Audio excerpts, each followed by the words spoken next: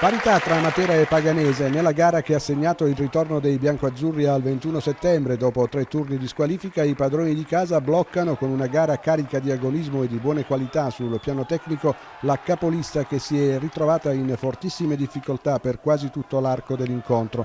Campani in affanno di fronte ad un arrembante Matera.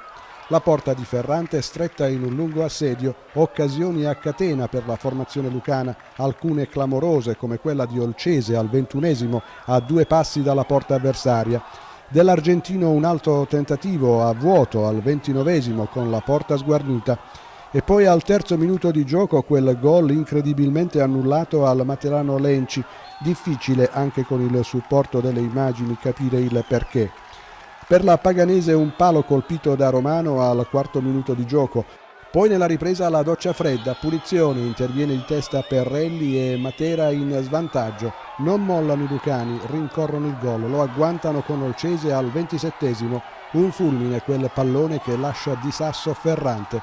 Il risultato valutato dai 2 allenatori. Una grande squadra quando passa fortunatamente anche in vantaggio deve cercare di chiudere la partita perché c'era la possibilità di chiuderla, però purtroppo non siamo riusciti a farlo. Ho preso un tiro in porta, ho preso un gol, ne ho fatti 7-8 e ho fatto un gol. E quindi? Quindi non posso essere soddisfatto, ma sono contentissimo della prestazione.